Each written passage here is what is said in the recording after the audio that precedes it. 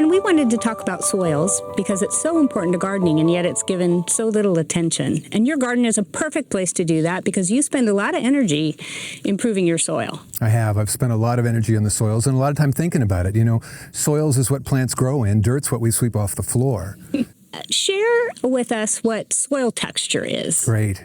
Soil texture is so important to understanding.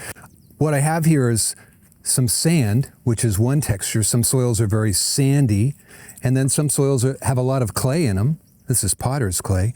And some are kind of in between that size, which are silty. So your soil texture is the percentage of sand, silt, and clay. And that's pretty much what you moved on that property, and that's what's there. It's a fixed number. You can't do much to change it. It's the percentage of sand, silt, and clay.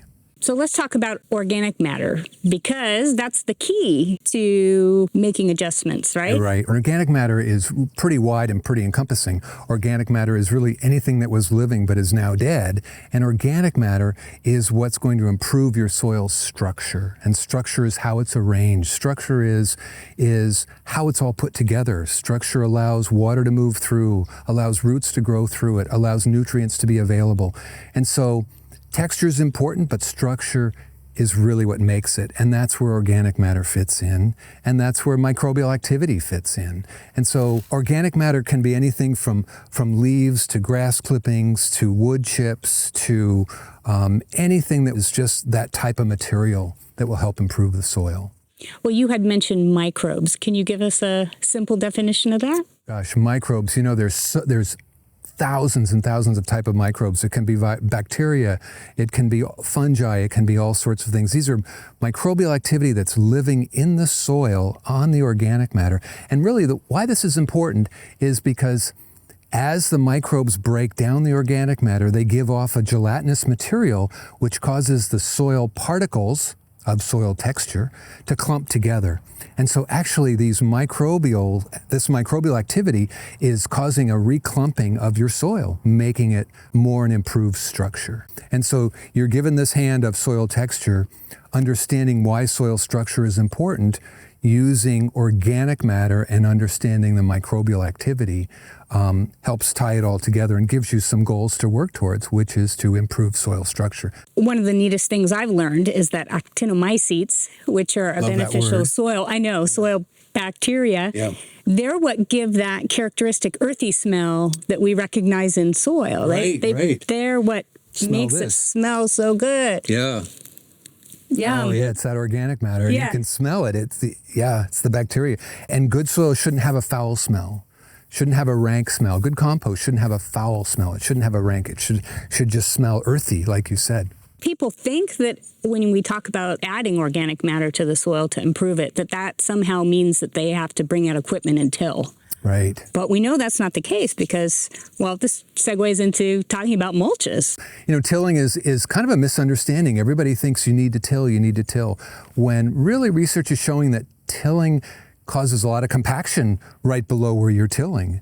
And so there's really no need to do a lot of tilling. And using organic matter, using mulches, you can just put those mulches on top. Wood chips is a great example. You put the wood chips on top of the soil, and over time, the microbial activity will decompose those and improve soil structure. Right. Well, it's those wonderful visible and invisible creatures in the soil that are doing the work of taking that mulch and getting it into the soil. We don't even have to do the work. They do it, you know, those cool microbes we're talking about, they'll do the work for us. Right. I take a lot of grass clippings and I just set them on top of the soil. I never till them in, never work them under. It rather quickly decomposes, improving soil structure. Yeah, and then you don't have the consequences of just putting your soil structure in the proverbial blender by tilling it just...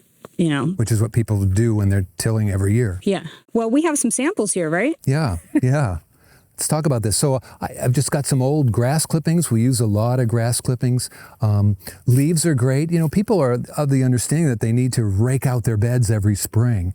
And I'm not a proponent of raking out your beds every spring. No, it's free mulch. It's free mulch. Way. That's right. I just leave everything down, and it slowly decomposes and decomposes. So mulches will work a lot of different parts of your soil to improve it and to make it more hospitable for plants. Right, and what I like about all the examples you gave, is you're using the organic matter that's produced on your garden to mulch. Right. You're not bringing a lot of extra stuff. You're using what you have, right? Yep. Exactly.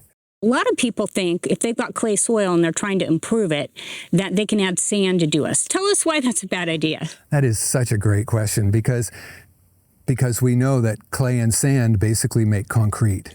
Right. Well, when you say that, it makes sense. But when you're thinking about it in the garden, maybe you don't put those things together. People traditionally will say, well, I'm going to add sand to my garden. And it's like, well, no, you've got a lot of clay. Don't add sand because when it dries out, it's going to be hard. So people will say, I have a sandy soil, what should I do? I'll say, add organic matter. Well, I have a clay soil, what should I do? Add organic matter. Well, wait a minute, you told me to do the same thing for both.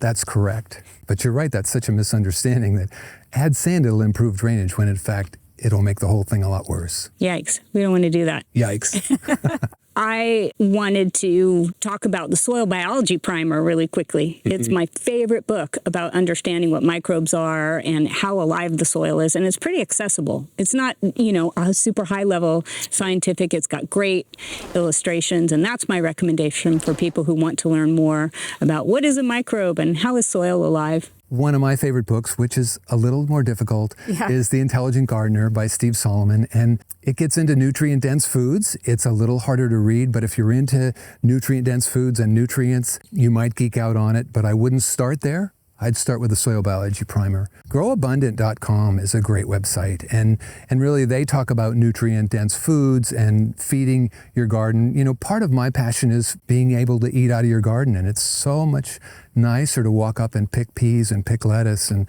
pick raspberries and not worry about pesticides on them and those kind of things. Nice. Well, so we have 3 ways that people can learn a little bit more about soils if they're so inclined. And good resources. yeah, thank you for the information today. I really appreciate it. Okay. And we'll say what? Go microbes? Go microbes.